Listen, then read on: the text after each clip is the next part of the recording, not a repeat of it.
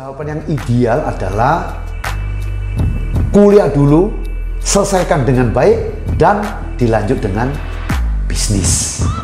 Tapi semua kembali kepada situasi, kondisi, dan individu masing-masing. Apakah punya jiwa, punya hati, ya. Banyak sekali waktu seminar motivasi para orang tua ataupun anak-anak muda menanyakan, mana lebih penting, mana yang dipilih dulu kalau bisa memilih, kuliah atau bisnis. Ada orang kepingin kuliah tapi tidak punya uang, orang tuanya tidak mencukupi untuk biaya kuliah.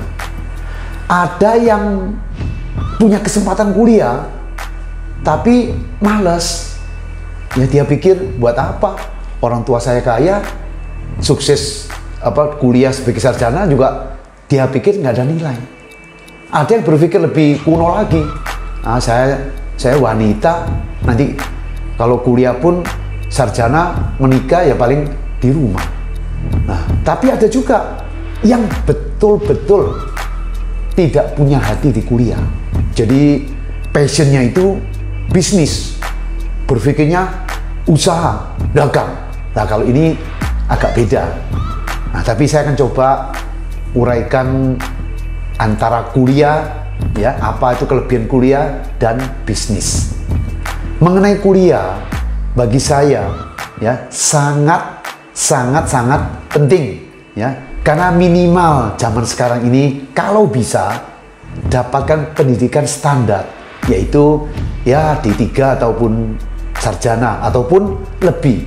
Dari kuliah kita bisa belajar berpikir logik, kritis, sistematis, dan bergaul dengan banyak akademisi, ya. Apalagi kalau kita mau naik ke jenjang lebih tinggi lagi, ini yang dibutuhkan gelar dan sertifikasi seperti kedokteran, bidang teknologi, bidang hukum, politik, ya, bidang arsitektur. Itu dibutuhkan dasar-dasar yang ada di dalam pendidikan formal.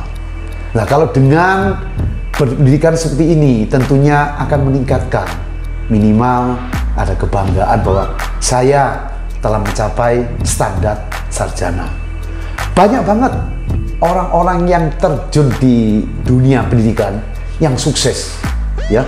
Salah satu contoh yang saya kenal dengan baik, Profesor Dr. Renald Kasali, seorang guru besar Universitas Indonesia, ya, di bidang ilmu manajemen. Beliau sangat sukses, hatinya ada di dalam pendidikan. Beliau sangat dibutuhkan, ya, sering dimintai pendapat oleh masyarakat, oleh sosial media, dan oleh pemerintah.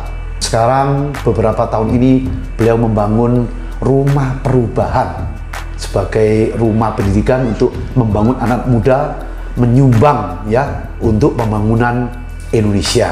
Ya. Satu lagi, kawan saya dekat, Profesor Dr. Harjanto Prabowo. Beliau sangat menjiwai, ya, semuanya konsentrasikan kepada pendidikan. Bina Nusantara, mulai dari STEMIC sampai sekarang Bina Nusantara University, beliau ikut membangun sampai sebesar ini, dan bahkan menjadi university yang paling produktif. Dari sini jelas sangat membanggakan. Dr. Krisnanda Dwi Laksana menjabat sebagai Direktur Kamsel Korlantas.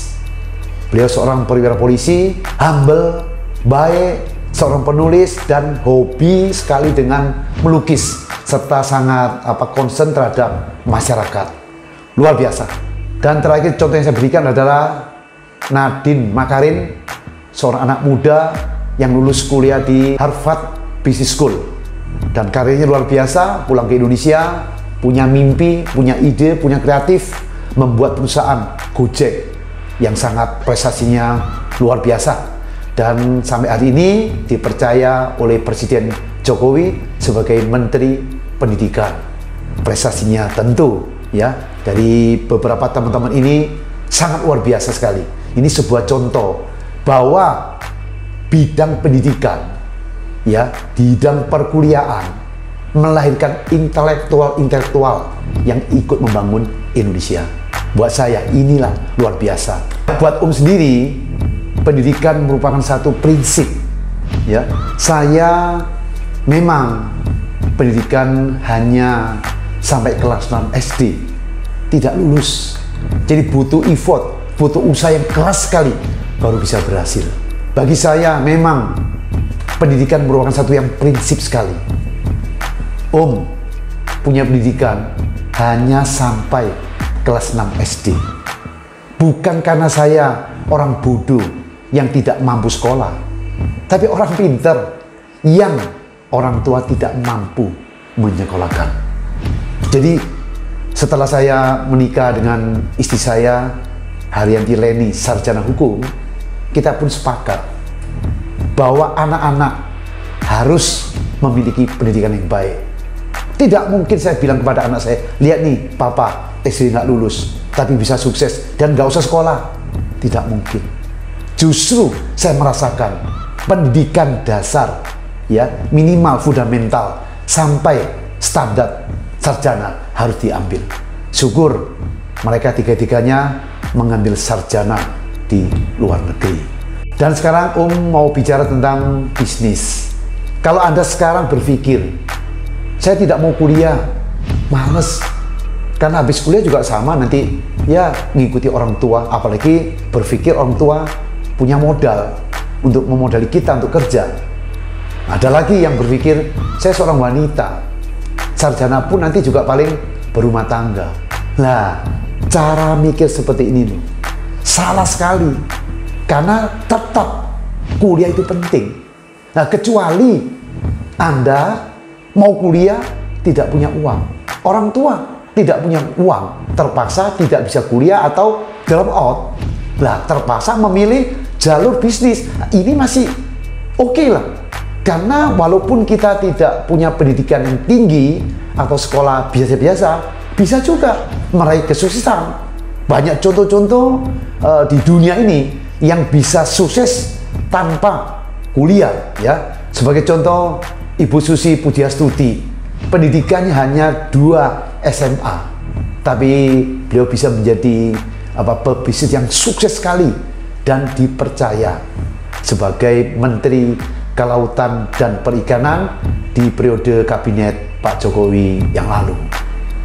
Satu lagi, Om Bob Sadino, tamatan SMA saja, dan sekarang ke luar negeri. Steve Jobs juga drop out, tapi raksasa Apple yang memengaruhi ya teknologi dunia. Mark Zuckerberg adalah pendiri dari Facebook, anak muda, cemerlang otaknya, dan sekarang menjadi salah satu ya orang terkaya di dunia.